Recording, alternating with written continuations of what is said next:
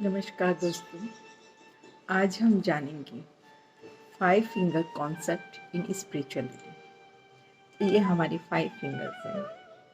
तो जैसे तन, मन, बुद्धि, आत्मा, सर्वात्मा। जो तन है हमारा सबसे छोटी उंगली है और यही एक दृश्यमान है। मन, बुद्धि, आत्मा, सर्वात्मा यह अदृश्यमान है, कोई भी दिखाई नहीं देती। तो क्या ये है? नहीं है। ये तन हमें दिखाई देता है, ये फिजिकल बॉडी जो है हमें दिखाई देती है, लेकिन हमें मन और बुद्धि दिखाई नहीं देती है।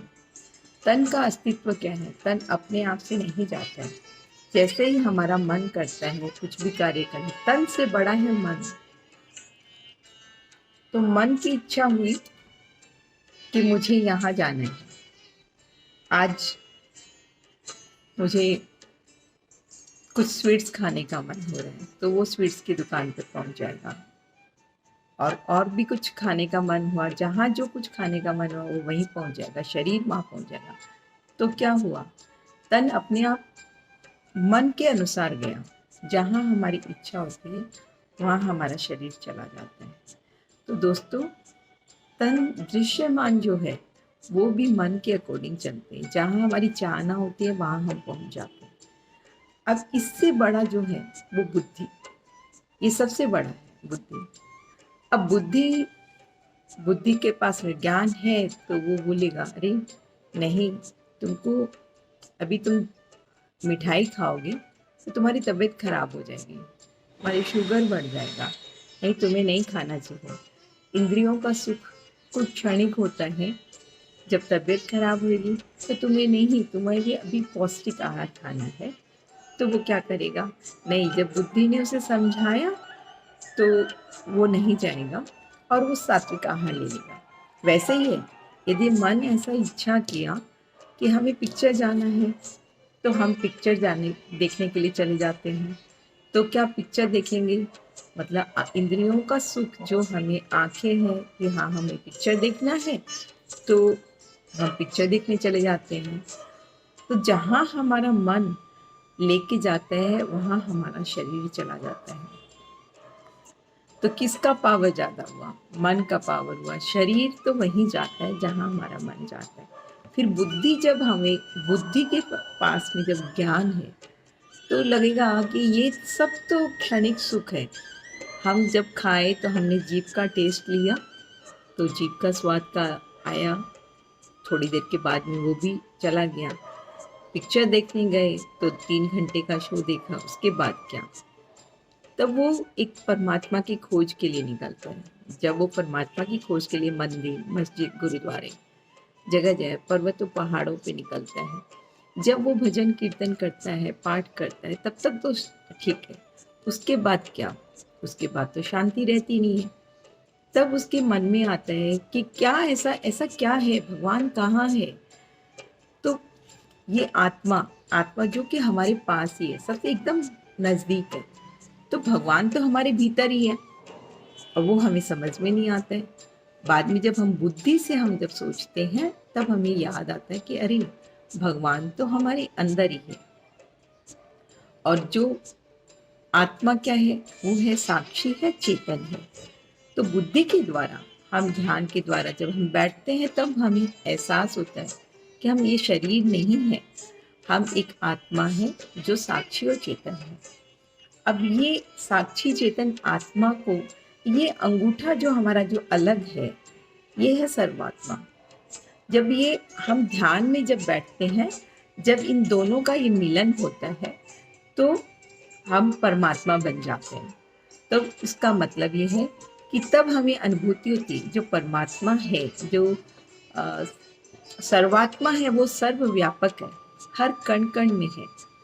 तो ये सब पांचों जी चीज है एक ही हाथ के, पांचों भाग हैं। तो क्या ये अलग अलग हुए? नहीं, ये अलग अलग नहीं, देखने में अलग अलग आता है लेकिन है एक ही। उसी प्रकार से जैसे एक पेड़ के अनंत के बहुत सारी शाखाएं होती है और उनके पत्ते होते हैं। तो हर एक पत्ता, क्या एक पत्ता उस पेड़ से क्या अलग है? वो अनगिनत पत्ते और जो शाखाएं हैं वो पेड़ के साथ ही है, पेड़ का ही एक भाग है। वैसे ही हम सब इसी परमात्मा के, सर्वात्मा के हम सब अंश हैं। तो यही हमें सोचना है कि हम किस तरह से, हम जो अंश है वो एक ध्यान के माध्यम से ही हम ये जान सकते हैं कि हाँ, इन सांसों को देखते हुए और ध्यान में रहते हुए हम इस चीज़ की अनुभूति कर पाते हैं। तो अब ये हमें समझ में आ गया कि हम किस प्रकार से हम सर्वात्मा के साथ में मिलन करके हम परमात्मा बन सकते हैं। जिस प्रकार से एक स्त्री पुरुष के मिलन से एक बच्चा पैदा होता है, उसी प्रकार से आत्मा और सर्वात्मा दोनों के मिलन से हम परमात्मा बनते हैं। जैसे भगवान राम, कृष्ण, गौतम ऋषि, सब जितने भी जो है, जो परमात्मा है, देवी देवता है, वो उसी स्थिति में, क्योंकि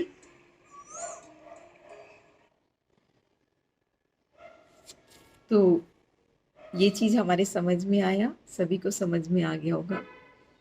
तो यदि हम ऐसा नहीं करते हैं तो वही होगा, जैसे बोलते ना, पुनरपि जननम पुनरपि मरणम पुनरपि जननी जठरे शयनम, ए संसारे बहु दुस्तारे कृपा प्यारे पाहे मुरारी, भज गोविंदम भज गोविंदम गोविंदम भज मूढ़मति। तो यही होगा, बार बार संसार में आना पड़ेगा, बार बार गर्भ के जो पीड़ा है वो जो है वो सहनी पड़ेगी, बार बार जन्म लेंगे हम। तो इसका करने का एक यही एक उपाय है कि हमें परम आत्मा बनना है। और जब, तभी तो कहते हैं ना कि हम जब तन के साथ में रहते हैं तो हम एक जानवर हैं, जब हम मन के साथ में रहते हैं तो हम मानव हैं, और बुद्धि के साथ में जब हम रहते हैं तो हम एक आत्मज्ञानी हैं। तो इसीलिए श्री कृष्ण ने अर्जुन से कहा था कि हे अर्जुन, तुम योगी बनो, ज्ञानी बनो, कि आत्मा को परमात्मा के साथ में मिलन करना है। तो हमें सबको एक परम आत्मा बनना है,